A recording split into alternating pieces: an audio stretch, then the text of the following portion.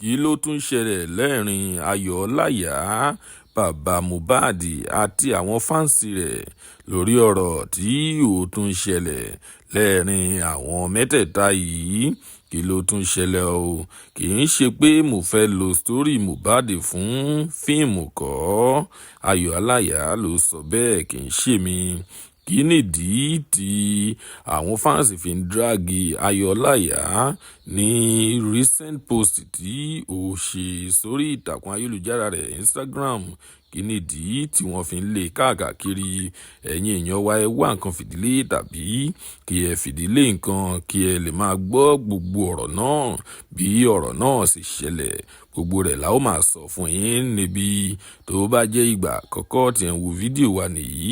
Ẹ jọ̀wọ́ ẹ tẹ subscribe button láti máa rí púpọ̀ lára àwọn fídíò wa wò. Ojú tí ẹ fi ń wò wá kò ní fọ́, ètí tí ẹ fi ń gbọ́ wá kò ní di láṣẹ Ìdùmarè. Ọpẹ́ ọmọ Àjíbóyè lóníròyìn yín.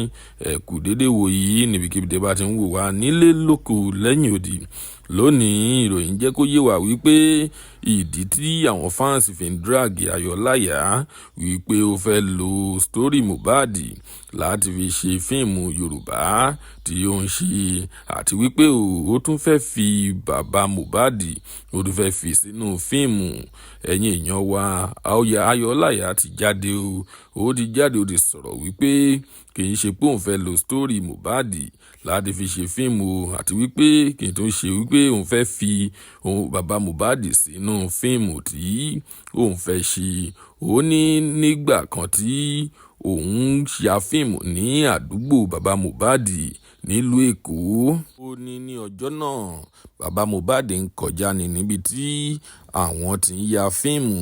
Ó ní àwọn crew òun, àwọn tí wọ́n jọ ń ṣe fíìmù, ó ní àwọn ló dá bàbá Mohbad dúró wípé àwọn fẹ́ ya picture pẹ̀lú rẹ̀. Ó ní níbẹ̀ ni gbogbo wọn ti dúró tí wọ́n ti ń ya picture pẹ̀lú bàbá Mohbad. Ó ní kí ẹ jọ̀ọ́ ó ní kì í ṣe wípé òun fẹ́ fi sítórì Mohbad òun fẹ́ fi ṣe fíìmù. Ó ní kì í ṣe wípé òun fẹ́ future bàbá Mohbad nínú fíìmù tí òun ṣe.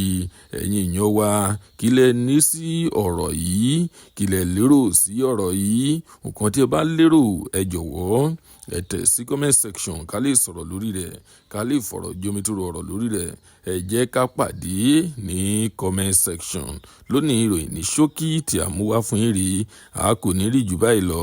Ọpẹ́ ọmọ Àjíbóyè lóníròyìn. Ire lójú gbogbo wa ó máa rí o. Tún dọjọ́ mi, ọjọ́ rẹ̀ ó dìgbà.